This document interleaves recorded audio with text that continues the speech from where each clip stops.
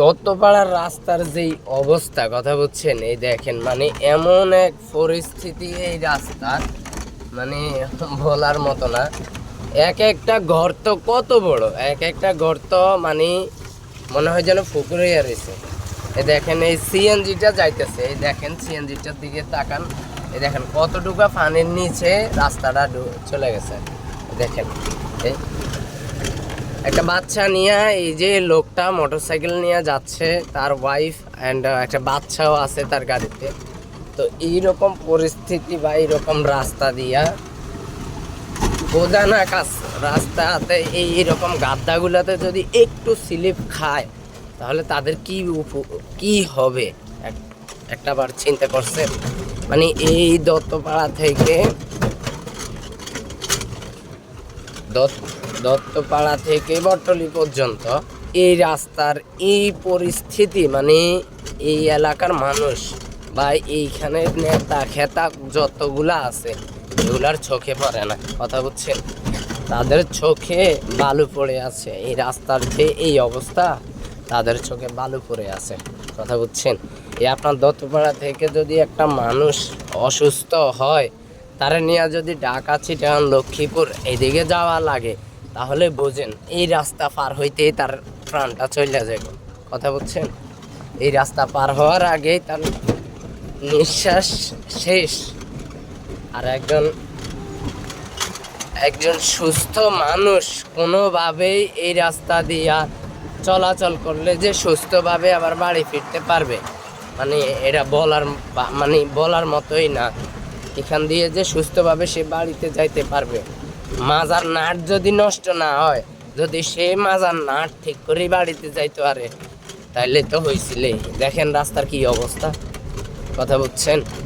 দত্তপাড়া থেকে বটতলী এখানে মনে হয় 3 কিলো রাস্তা, আহামরি বেশি না রাস্তা, 3 কিলো রাস্তা। এই 3 কিলো রাস্তায় আপনার 2 জন কন্ডাক্টরে কাজ করছে। 2 জনের মধ্যে একজনে যেভাবেই পারক তালিতলা দিয়া দত্তপাড়া থেকে আলাদাতপুর পর্যন্ত করছে, কথা বলছেন? আলাদাতপুর পর্যন্ত করছে। আর এখন আলাদাতপুর থেকে একদম বটতলী বাজার পর্যন্ত, মানে রাস্তার যে এইরকম পরিস্থিতি, কথা বলছেন? তো আসলে সর্বশেষ এটাই বলবো, আমরা যারা আছি এই রাস্তায় চলাচল করি, আসলে অবশ্যই ব্যক্তি হিসাবে আপনারা সামনে মানে ভোট দিবেন ব্যক্তি হিসাবে। কারণ একজন যদি মানুষের তার মনুষ্যত্বই না থাকে, দেখা গেল সে কি করবে, আপনারা যখন তার ভোটের সময় আসবে তখন আপনাকে কত রকম বুঝাইবে, ইয়া করবে, ভোটটা নিয়ে যাবে, তারপরে কি হইব?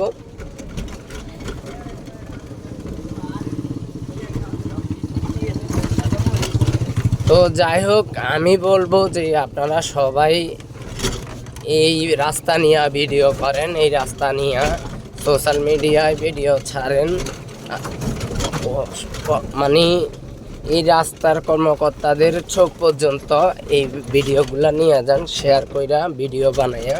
মানে এই রাস্তাগুলোর যে এই পরিস্থিতি, এই দত্তপাড়াতে প্রায় আপনার কত মানুষ বসবাস করে, তারা নিত্য প্রয়োজনে কত কিছুর জন্য, এমনকি এই যে সকালবেলা এই যে আপনার লক্ষ্মীপুর সরকারি কলেজে কত ছাত্রছাত্রী পড়ে, কথা বুঝছেন?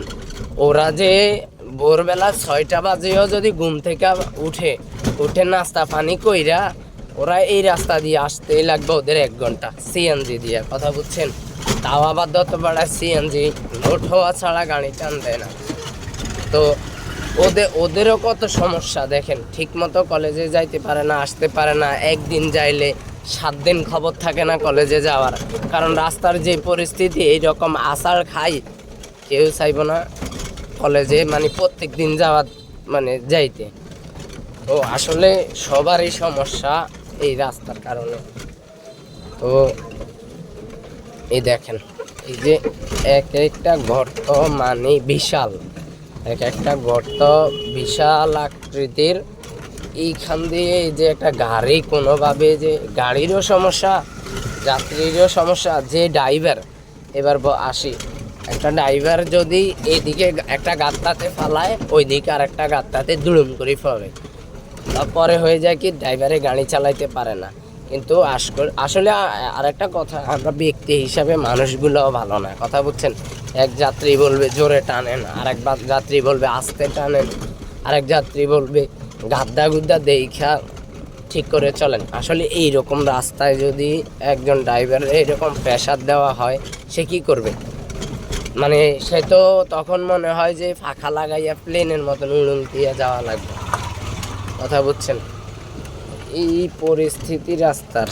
যাই হোক, তো দেখতে থাকেন মানে শেষ পর্যন্ত। আমি বটতলী পর্যন্ত এই রাস্তাটার মানে অবস্থা কীরকম এটাই দেখানোর চেষ্টা করি আপনাদেরকে। তো অবশ্যই দেখেন রাস্তার মানে কি অবস্থা। এই দেখেন এক একটা গর্ত। এটা হচ্ছে কুড়িবাদ্যটা, ওই যে মালিবাড়ির পাশাপাশি চলে আসছে। দেখেন, যদিও রাস্তাতে আমি গাড়ি চালাইতেছি, যার কারণে ভিডিওটা অ্যাকুরেট ক্লিয়ার আসতেছে না, তারপরেও দেখেন এক একটা গর্ত, মানে কি পরিমাণ গর্ত এটা বলে বুঝাইতে পারবো না। এই দেখেন, এই একটা মালিবাড়ির একটু আগে দেখেন কত বড় গর্ত। এই দেখেন, দেখছেন? এই দেখেন, দেখছেন কি একটা অবস্থা। হায় রে খোদা। তো দত্তপাড়ার যারা আছেন সবাই কিন্তু অবশ্যই ভিডিওটা শেয়ার করে দিবেন, যেন এই ভিডিও তাদের চোখে যায়। এই দত্তপাড়ার মানুষ বা এই রাস্তায় চলাচল করা মানুষ কতটা ভোগান্তিতে আছে। অবশ্যই আপনি কিন্তু ভিডিওটা আপনার দায়িত্ব থাকে যে ভিডিওটা শেয়ার করে দিলে হয়তো আরও 2-1 লোক দেখবে। তো হিসাবে বলতেছে ভিডিওটা শেয়ার করে দেবেন। এই ভিডিওর দ্বারা যেন তাদের চোখে বা তাদের একটু মানে জাগে আর কি। দেখেন, এই হলো মালিবাড়ি। দেখেন মালিবাড়ির সামনে কত বড় ঘরটা, দেখছেন? ভিডিওতে তো ক্লিয়ার দেখা যায় না, কারণ গাড়ি প্রচুর ঝাড়কাইতেছে, একদিকে না আরেক দিকে, আরেক দিকে না আরেক দিকে, এরকম দৌড়ুন দৌড়ুন পড়তেছে। এই জন্য গাড়ি প্রচুর ঝাড়কাইতেছে। অবস্থাটা দেখছেন? আর এই গাড়িগুলা মানে একটা রাস্তা হইলে এত স্পিডে যায়, এই যে ট্রাকটা গেছে না, এটা এত স্পিডে যায় মানে বলার বাইরে ভাই। আপনাদের বাচ্চাদেরকে সতর্ক রাখবেন, এই রাস্তাগুলা দিয়ে ছোট বাচ্চা পোলাপাইন তারা হাঁটাচলা করে, আর এই গাড়িগুলা এত স্পিডে চলাচল করে মানে বলার বাহিরে।